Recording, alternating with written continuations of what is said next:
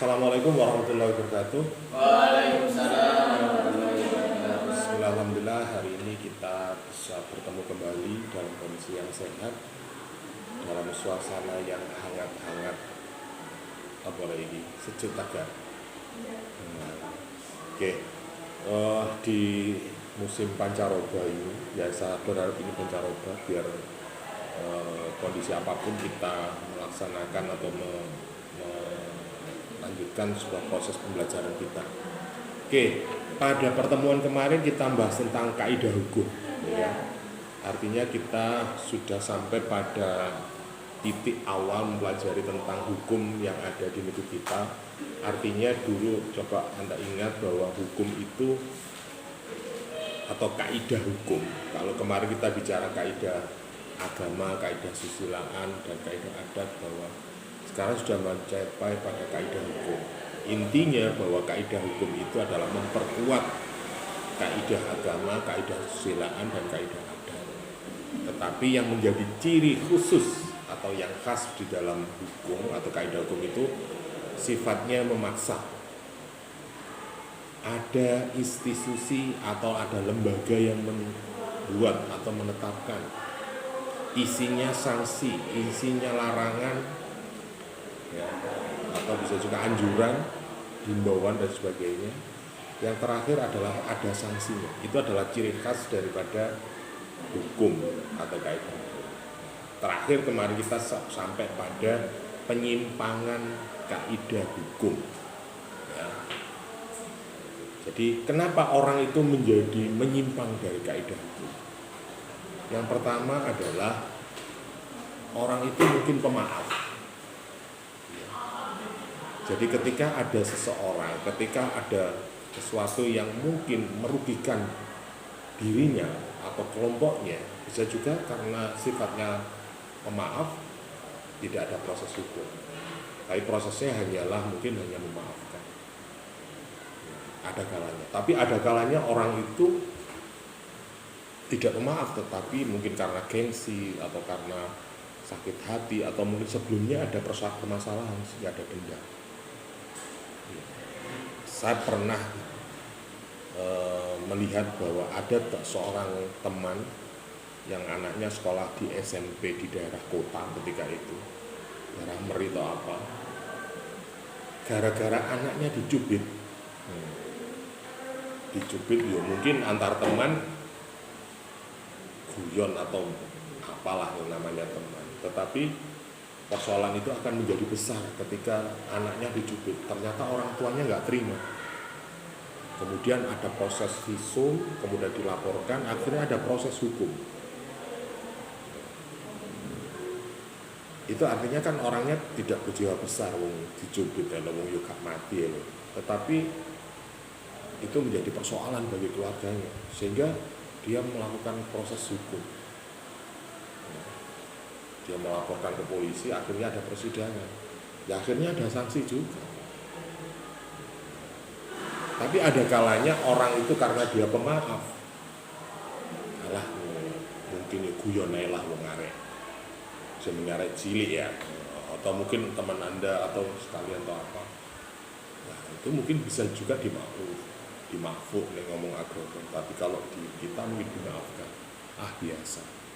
Mungkin karena guyon kebu-kebuan hampir baler atau ngecap atau sampai luka lah. Itu mungkin biasa. Tapi ada kalanya memang itu menjadi persoalan besar. Ada kelompok-kelompok tertentu atau mungkin bisa juga artis ya, sekedar di Twitter ngomong apa dia tersinggung langsung dia menyatakan lapor. Biasanya laporan apa? Pasal apa? Penghinaan, ada pasal pencemaran nama baik. Nah itu kan persoalan yang sebenarnya nggak begitu besar, tetapi bagi kaum tertentu, kelompok-kelompok tertentu itu menjadi persoalan yang besar. Ya. Mungkin terkait dengan informasi, entah itu hoax atau isu atau fitnah atau apa, itu kalau Anda tidak terima boleh Anda mengajukan proses hukum, buka acara atau buka perkara hukum. Suatu misal, Anda saat tunjuk dengan tangan kiri, Anda nggak terima, boleh. Pergi keluar kamu misalnya nggak terima. Anda merasa dipermalukan di kelas ini misalnya. Anda lapor ke polisi atau mungkin ke Kapolri atau langsung ke polisi ke Polsek. Mohon maaf, saya mau melaporkan Pak Sam karena apa dia mempermalukan saya di dalam kelas. Saksinya adalah teman-teman, temanmu kabeh di BAP aku. Benar nggak Pak Sam melakukan benar? Berarti Pak Sam melanggar pencemaran nama baik. Wes, aku kena penjara ya. Sebenarnya hukum itu diatur sampai ke situ. Tetapi ada beberapa orang atau masyarakat karena alasan dia orang baik, pemaaf, sehingga itu dianggap wajar dan kalaupun diurusi malah jadi masalah gitu kan. Sama halnya ketika ada masyarakat Anda melaporkan pencuri ayam, ketika dilapor biayanya sampai melebihi harga kambing. Nah, gitu kan. Ya, kenapa kok sampai harga kambing? Lah nyewa pengacara nih. Proses riwariwi ini gak biaya mana ya. Padahal PTR regane 60.000, 70.000 katakan. Nah nyewa perkara nih, nyewa pengacara nih berapa? Gue riwariwi nih ke pengadilan, nggak mungkin selesai 1 bulan. Bisa juga seperti itu. Banyak hal terkait contoh. Bahkan dulu ada di wilayah Turi sama-sama petani tebu. Ketika itu tetangga saya tebu. Nah, kalau juragan tebu itu kan biasanya lahannya banyak. Ya. Kemudian juragan tebu itu atau petani tebu itu kan punya buruh tani atau sing nebang tebu. Ya. Karena lahannya banyak, nggak tahu kalau ini miliknya siapa. Angger air, Pak De, nanti kita nebang di mana? Oh di sini, di wilayah Pososari, karena rumahnya sana. Ternyata tebu yang ditebang itu bukan miliknya, milik lawan bisnisnya yang sama-sama juragan. Akhirnya nggak terima, baru motong tebu atau nebang tebu oleh sarit. Bahasanya waktu itu hanya oleh satep. Padahal itu rencananya 1 hektar atau 1 botol piro waktu itu. Botol 100 lah nek wong bahasane wong Mojokerto itu. Hanya 1 petak. Akhirnya sing pemilik tebu itu enggak terima. Wis tak ijoli lho nek wong bahasane wong apian wis tak ijoli wong kalong sarit ae. Enggak terima, gengsi. Wis saya beli wis. 1 rit berapa? Itu sampai 200 juta. Enggak boleh. Sampai dibeli tanahnya. Lho bayang orangnya. Wong gak pemaaf kasus-kasus akhirnya dibawa ke ranah hukum. Sampai lahannya itu dibeli sekalian. Jadi lawan bisnisnya itu karena gengsi royokan wong kalong sarit regane piro sih paling 6 juta 5 juta dikasih bereskan seharusnya. Tapi enggak terima gengsi. Oke, saya beli 50 juta, enggak mau. Sampai iki ngene sapa sih? Akhirnya tanahnya dibeli sama sampai 200 juta, bayangkan. Ya apa nek wis ngono ku. Itu persoalan ranah hukum gengsi, Rek. Itu kalau di bawah ranah hukum bisa juga pasal pengerusakan. Loh. Halo, kalau sampean nggak mau terima beli, ini termasuk pasal pengerusakan lahan orang lain. Loh, lah mosok gengsi kan, wis tak tukunya wis. Sampai terbeli tanah itu. Loh, bayangno. Sing duwe petani ini sing kepingin dodol, malih dodol, dituku larang ya. Dia laku 100 juta, dibeli 200 juta, lo bayangin. Karena emosi, nggak mau memaafkan atau. Jadi penyimpangan-penyimpangan di dalam diri manusia memang tergantung pada apa ya, jiwa kemanusiaan, hati nurani, keimanan dan sebagainya. Itu adalah salah satu faktor yang menjadikan orang tidak menjadi pemaaf. Padahal di Quran jelas bahwa di Quran itu aturannya, isinya adalah kita disuruh memaafkan, bukan untuk meminta maaf, malah memaafkan. Salah satu penyimpangan kaidah hukum kenapa ini saya tulis pemaaf, karena ada sebenarnya hukum itu ada aturannya, tetapi ketika dilanggar tidak ada proses hukum, hanya saling oke lah, nggak apa-apa, mungkin guyon atau mungkin nggak sengaja, mungkin nggak sengaja Rory itu tangan ini ya moro-moro demek, wah ini piye, kebetulan yang disentuh itu barang sing sensitif rek, nggak piye, misalnya nggak Rory kini kanan kiri cewek ya nek lanang ketepuk tangan nih, nek liyane iki cewek, gak terima piye. Tapi nek enggak apa-apa. Ngapunten Mbak, saya enggak terima, saya enggak sengaja mohon maaf. Ya enggak apa-apa. Lain kali jangan gitu ya. Menurut tok selesai. Berarti proses hukum walaupun kalau itu diproses hukum bisa juga. Ini maksud dari penyimpangan hukum. Jadi ada beberapa orang yang mungkin jarang kena proses hukum tetapi nah ini kayak artis ngono rek. Artis bayangkan atau public figure yang punya nama. Berani mempertaruhkan apapun demi mempertahankan harga dirinya atau reputasinya kalau bahasa artis atau bahasa public figure. Misalnya anak ibu bupati kok sampai nubruk apa kambing atau wedhus ning angon ning dalan misalnya. Sampai krungu wartawan, krungu berita diberitakan misalnya putra Bupati Mojokerto menabrak kambing di jalan Pintelan misalnya dan mati dikeruduk massa lho, ya apa izin rek. Pernah kejadian juga di Pacing mobilnya pejabat nabrak tukang becak. Andai kata itu konangan wartawan, konangan diberitakan, rame kan. Akhirnya kan damai kekeluargaan langsung tukang becak. Bapak yang penting bapak sembuh lagi, berapapun biaya berobat saat ini tanggung. Sementing kita nggak akan urusan ke polisian dan sebagainya. Tapi kok coba ibu karena public figure, ya, sampai ngerti dewe ya. Artis saya tuku bakso ngene wis dadi berita kan ya, dadi gosip kan ya. Iya nek sampean aku bah tuku bakso, bah tuku pentol lu dalan, bah jagongan lu terminal gak ada masalah. Tapi nek ngomong public figure ono baim wong lho tuku bakso nduk ngene filos, ngopi nang filos. Coba hari ini misalnya apa Jokowi ngopi di filos, wah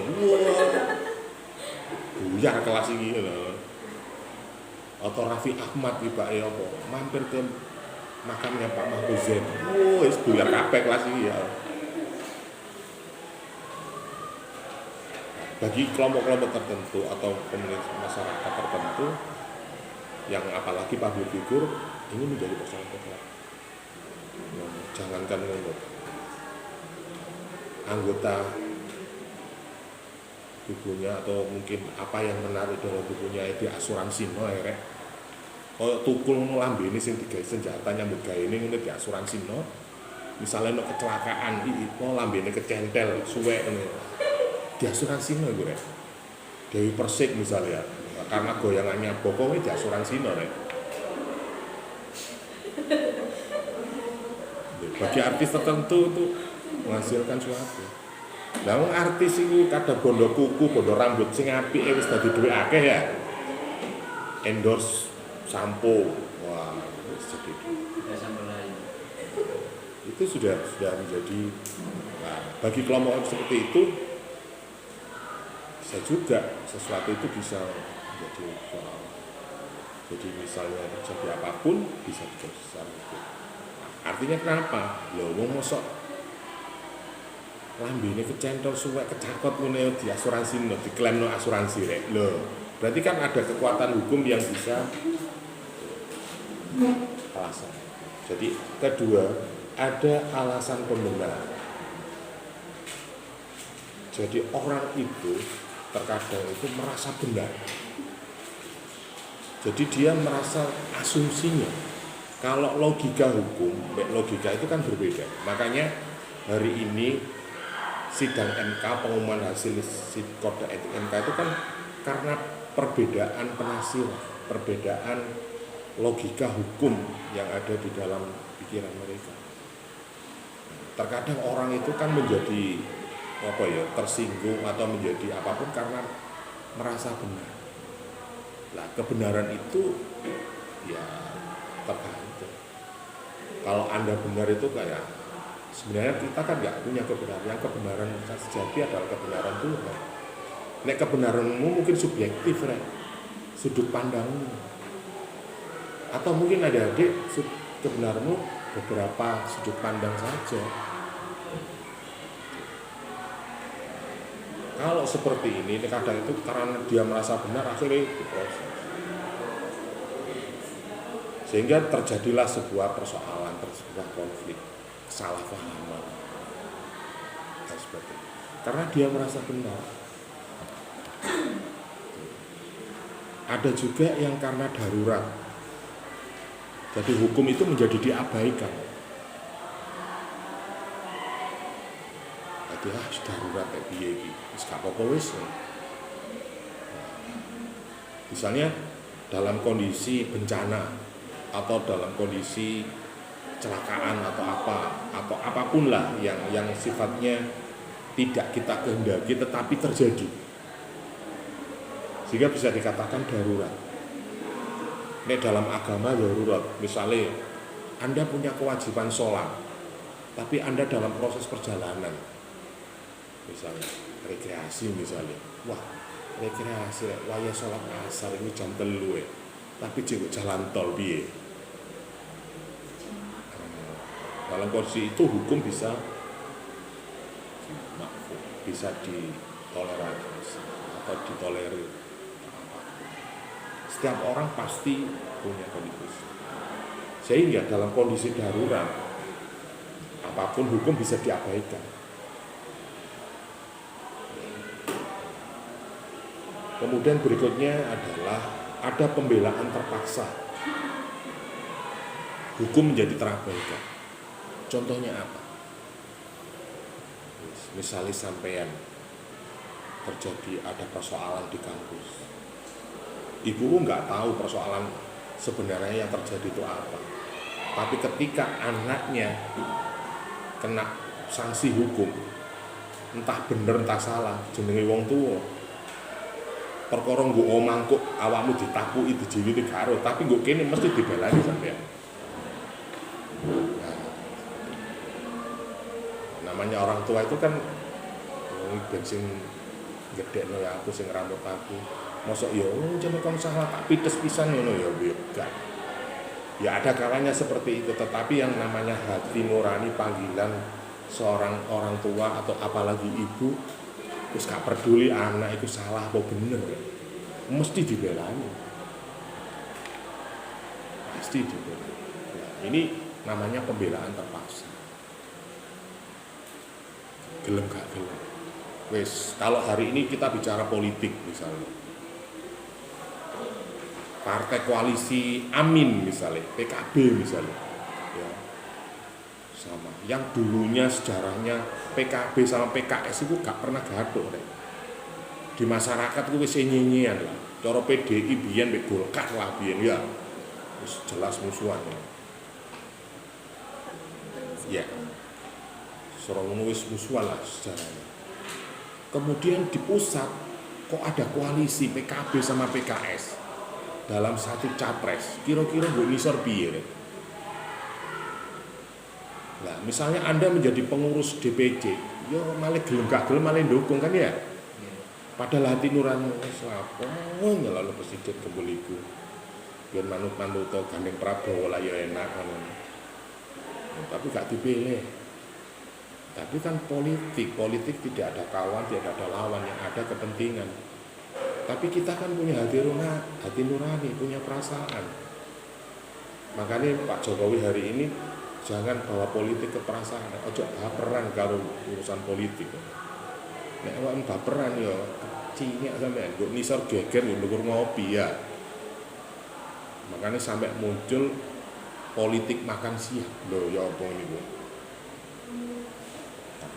Pembelaan yang sebenarnya terpaksa. Jadi kayak pengurus caleg-caleg PKB, caleg PKS yang sebenarnya nggak sepakat dengan calon presidennya, karena pusat memutuskan untuk koalisi bersama, ya gelem gak gelem malah dukung. Walaupun mungkin nggak secara all out ya, tetapi mau nggak mau ya harus menjadi tim sesnya. Perkara mukuk nggo jero apa bilik nyoblos liya gak ngurus, tetapi ketika kita menjadi anggota atau pengurus partai atau mungkin petugas partai dari kelompok pendukung ini, ya mau nggak mau mengikuti putusan yang ada di pusat. Jadi ada pembelaan secara terpaksa. Gelem gak gelem ya dibelani walaupun salah. Kayak pengacara itu, ya, dia belani wong koruptor ya, jelas-jelas maling, jelas-jelas terbukti. Kan tidak mungkin polisi itu nangkap sakarpe, pasti ada buktinya, ada saksinya, ada 2 alat bukti yang sah sehingga bisa diproses secara hukum. Tapi pengacara ini masuk gak untuk membelani. Nah, kalau belani itu piye? Loh, Pak sampean belani maling berarti. Salah sampean. Nek bahasane wong desa, wong salah kok dibelani. Tetapi karena tugas, karena pekerjaan profesional ya harus dibelani rek. Paksa menunjuk jenengan untuk menjadi pengacaranya karena saya terjerat korupsi seperti ini. Loh, memang saya mencuri? Iya mencuri, tapi saya terpaksa Pak. Lah, akhirnya dalam menentukan bagaimana keadilan itu terwujud, maka dibentuklah atau menunjuk seorang pengacara biar proses itu tidak hukumannya seadil-adilnya. Oke lah, saya memang mencuri, tetapi mencuri itu karena apa? Nah, nek mencuri cene hobi ya wis mesisan ya. Tapi nek mencuri karena terpaksa lebih ya. Misalnya terpaksa dalam kondisi yang sangat butuh, wis terpojok lah. Misalnya sampai dalam keluarga, wis mari di PHK, anak wae njaluk susu, wae njaluk bayar kuliah, utangan ngalur ngidul wis gak oleh piye rek. Anak wis bengok-bengok, ya iki lho wae anu registrasi, gak bayar gak masuk kuliah gak iso, wis preyo nduk nawangis. Terus anake sakit anu ya piye? Mungkin bisa saja itu dilakukan untuk memenuhi kebutuhan. Nek muni ku piye rek hukumnya? Pada tahun yang lalu atau beberapa tahun yang lalu terjadi di Pasar Tanjung ketika itu ada seorang copet rek tertangkap oleh warga Tanjung, gepuki masa, akhirnya digawa ke rumah sakit umum yang dulu di depannya apa, rumah sakit RSUD umum yang lama itu loh, nah sekarang jadi GMC ya. Ternyata gepuki sampai dia sekarang, barang sekarang dia menyatakan mau meninggal, la ilaha illallah, lo bayangno. Ikut copet sing diantemi wong sak pasar ya mati ini husnul khotimah. Kira-kira sampeyan sing gak nglakoni nyopet rajin ibadah mati ini ngono ah. Nah, wis niku ya apa ngono iku. Lah terus sampeyan kok nyopet ngono lho. Artinya kan ada faktor-faktor tertentu ketika dia melakukan kejahatan. Tidak semua orang itu melakukan kejahatan itu karena disengaja, bisa juga karena terpaksa. Nah, makanya ada pengadilan yang membuktikan. Walaupun kebenaran yang sejati, kebenaran yang benar itu ya demi itu. Tetapi kalau kita bicara hukum harus ada fakta, harus ada saksi dan sebagainya. Nah, ini kejadian ini koyo ngono rek. Copet sing darani diantemi wong sak pasar iku mati ini lho. Pas nazak terakhir la ilaha illallah tes.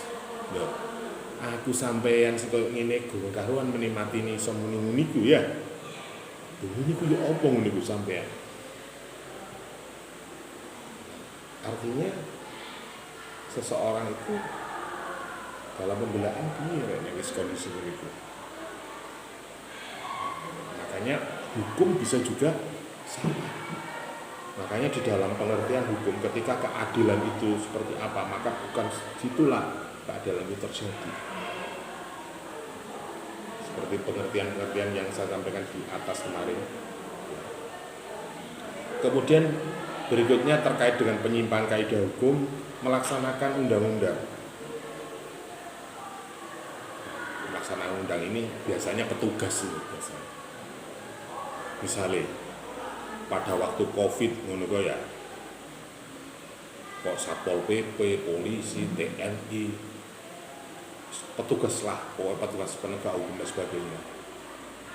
Akhirnya dia menjalankan tugas, ya razia, ya nutup jalan, ya ketika ada masyarakat gak maskeran, ya ditangkap, apapun. Memang dalam kondisi tertentu memang harus ditegakkan. Tapi kondisi di Mojokerto wis aman-aman ae. Sampeyan iki lho Pak, gak ngerti, Mojokerto wis aman Pak, wis hijau. Sampeyan kok pancet ae. Ya mohon maaf karena saya menjalankan tugas.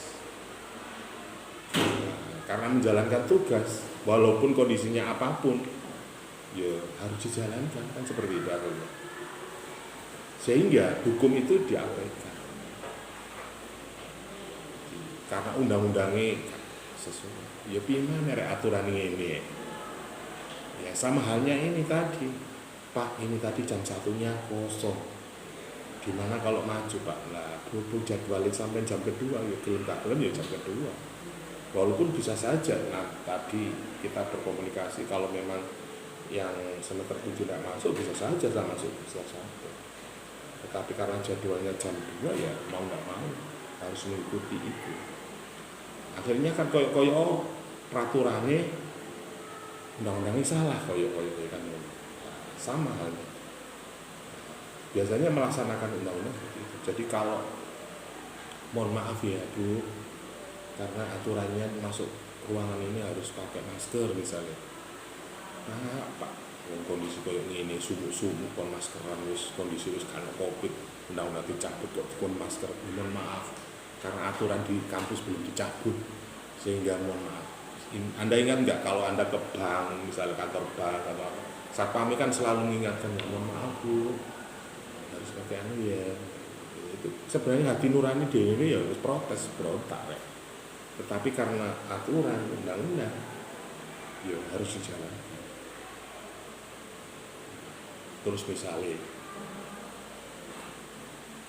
penegak hukum yang ngamanno kegiatan masyarakat misalnya, bahwa jalan ini harus ditutup karena ada kegiatan di sini. Padahal omahmu kok kene pun agung misalnya ditutup ket ngene pancing ngono. Mosok awakmu katene nuntun. Masalah Pak, masalah di situ. Mohon maaf ya Dek, ini karena saya menjalankan tugas. Yang sampean ya aku ya sakno karo sampean, tapi karena ini aturan saya hanya menjalankan tugas, menjalankan perintah. Akhirnya ya belum gak belum harus dijalankan. Ini adalah penyimpangan kaidah hukum. Bisa juga itu terjadi.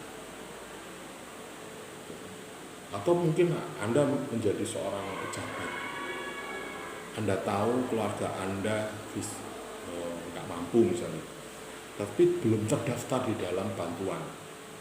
Mosok sampean kate ngoleh-ngoleh nih. Maaf ya Bu, jeneng sampean lu guru mlebu nang daftare dinsos. Wis sampean yo gak iso nrimo Bu. Terus sampean dilokno Kono percuma awakmu tak dadekno lurah ngono misalnya ya. Kon gak ngerti dulurmu, gak ngerti dulur malian. Piye? Gak ngerti saudara lah. Kalau udah tahu saudaranya nggak punya ada yang penghasilan, tapi kok nggak didaftarno lah, ngono piye. Tetapi karena aturan mau nggak mau ya si sana. Nah, ngono kan koyo aturannya yang kaidahnya ya nggak benar. Walaupun mungkin suatu saat bisa direvisi atau ditinjau ulang. Tetapi ketika itu dijalankan, undang-undang belum dicabut, belum berubah, ya harus dijalankan. Ini yang bisa dikatakan kaidah penyimpangan undang-undang. Ada juga yang melaksanakan perintah jabatan. kadang Anda seseorang itu kadang bukan pada tempatnya tetapi ada kewenangan secara hukum sah. Sama halnya misalnya karena laki-laki itu harus jadi pemimpin dan laki-lakinya hanya satu, mau nggak mau Asrori harus menjadi ketua kelas. Misalnya ya apa nek ngono iku. Padahal Rory gak patek tegas ya. Sing tegas itu misalnya Iza Wasopo. Tapi karena laki-laki harus di depan, harus melindungi semua. Ngono iku terpaksa. Lah, ketika Anda ditunjuk, ya mohon maaf ya, sebenarnya saya pulau sungkan nek ngutus jenengan. Tapi karena saya menjabat, ya, karena tugasnya itu dia merentah nonang kanca-kanca salah ngono. Milih aku kan ngono. Nah, ada melaksanakan perintah jabatan. Jadi misalnya bapakmu jadi polisi. Ya, tiba awakmu moro ambek kancamu angger dolen. Ayo bareng aku ono razia. Pas sing razia bapakmu piye rek? Ayo. Anak dhewe, Pak. Ya apa ngene iku? Masa ya tilang. Nek menurut hukum ya harus ditilang. Tapi hati nurani ya apa lele. Awakmu iku nek nandi-nandi mbok ya helman. Ini kelak isin-isin apa sih rek? Lebih. Tapi karena ayahnya seorang polisi ya harus profesional. Walaupun anaknya nggak wadul nang ibu mantuk ya. Masalah bu, aku malu ditilang ayah. Lah apa? Lah aku lho bu encene salah. Lah salah apa? Aku goceng pacarku gak eleman lah. Disalahno pindho kon, tambahan mbek ibumu. Kuliah gurung nyambut gawe wis pacaran. Gak eleman pisan yo tambah celatu kon mbek ibumu. Ambek ayahmu kena tilang wis noleh ngono kan. Nah itu karena perintah jabatan kalau seperti itu. Tapi secara kaidah yang lainnya, adat sila anda sebagainya. Cara wong ngwasno, wong iku lho omah ora anake dhewe ditewilang kan ngono ya. Piye ngene iku? Ya, secara kekeluargaan emosi ya dia juga salah. Tapi secara hukum ya benar. Siapapun di mata hukum sama. Bah wong tuane, bah bojone, bah anake ketika dia melanggar lalu lintas, langgar hukum ya harus di Jadi ada beberapa penyimpangan kaidah itu ada beberapa. Mungkin adik-adik bisa juga menyimpulkan hal yang lain. Oh, wong iku manusia itu bisa melanggar hukum itu karena apa? Misalnya Rory mengatakan, bisa Pak, salah satunya apa? Ketiduran Pak. Orang yang ketiduran itu bisa dikatakan melanggar hukum enggak?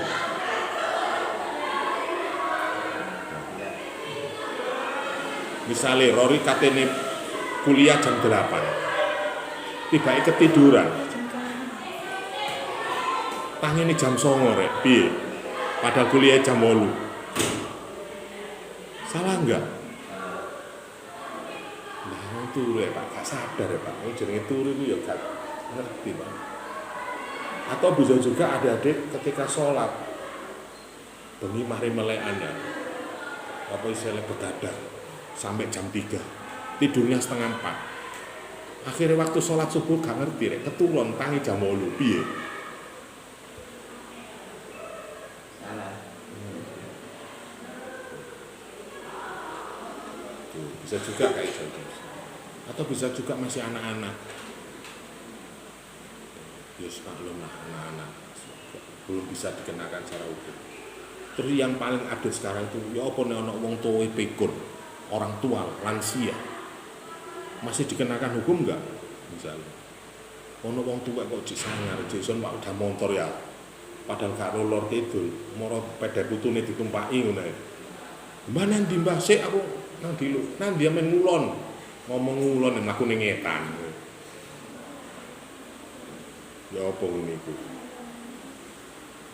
Nek bahasa hukum nanti bab berikutnya mungkin ada tingkat kecakapan hukum ya. Ini mungkin salah satu contoh selain penyimpangan yang saya tulis di sini. Orang ketiduran itu apakah termasuk penyimpangan kaidah hukum? Bisa enggak?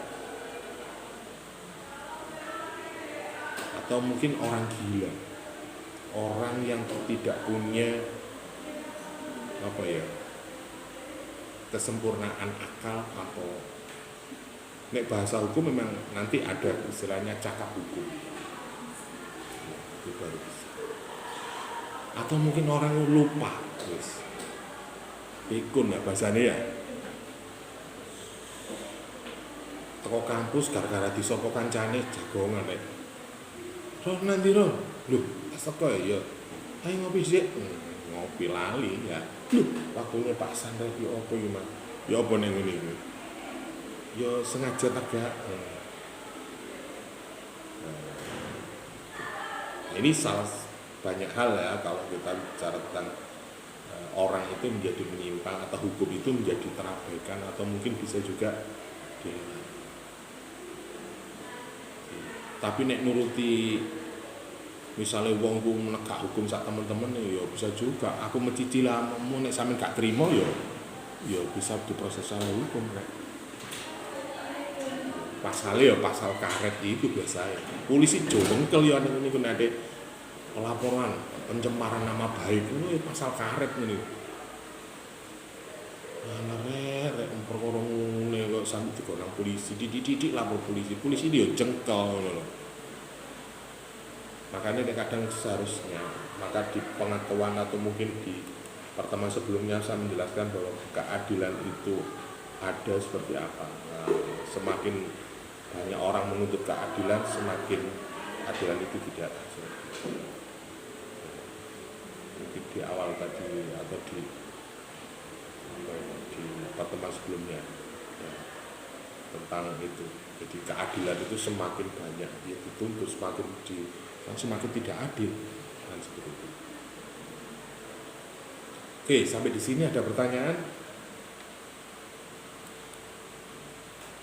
Sebelum dilanjutkan. Nah. Ada pertanyaan?